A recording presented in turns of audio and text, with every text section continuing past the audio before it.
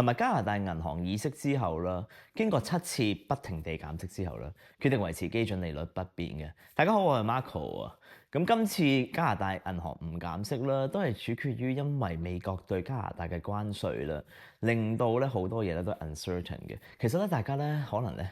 忘記咗咧，除咗咧美國對加拿大嘅關稅之外咧，中國其實咧對緊咧喺加拿大入邊嘅芥花籽油嘅啦，其實都係有100% 嘅關稅嘅，因為咧我哋咧隨住美國徵收咧中國製造嘅電車有100% 關稅，而令到咧中國對加拿大嘅嘢咧都有關稅，所以呢樣嘢大家咧要留意，唔係淨係咧美國對加拿大有關稅，所以自然地咧好多嘢咧都係有影響嘅。加上因為咧銀行咧見到咧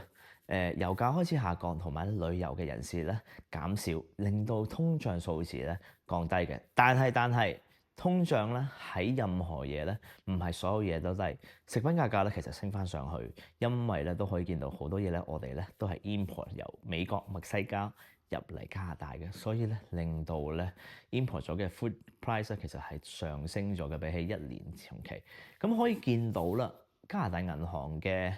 步伐咧開始慢慢減慢，開始諗下究竟下一次減息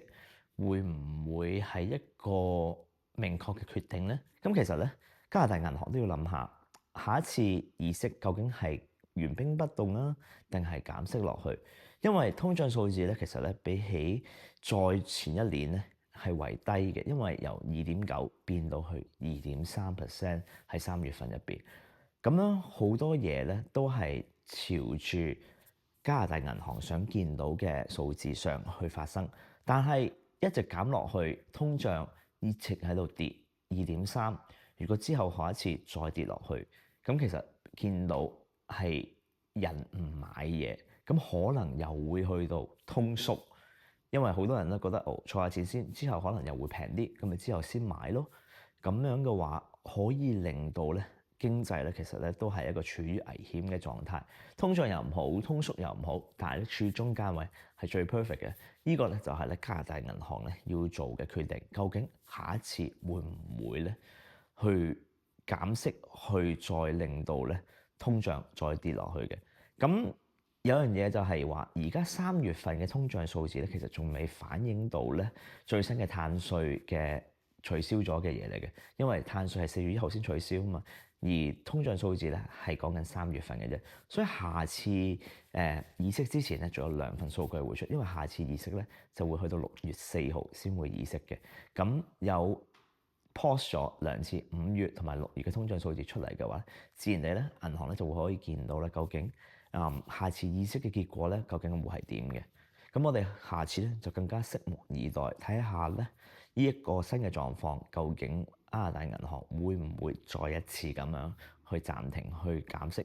會唔會有對你荷包會有幫助啦？咁咧今日咧就可能咧係最後一條咧講新聞嘅片咧，會係 weekly 發生嘅。因為我嘅 schedule 有少少變動啦，同埋見到好多時候睇新聞嘅人其實比起睇樓盤嘅人咧係少嘅，所以咧可能咧我會將呢啲新聞資訊片咧就會由1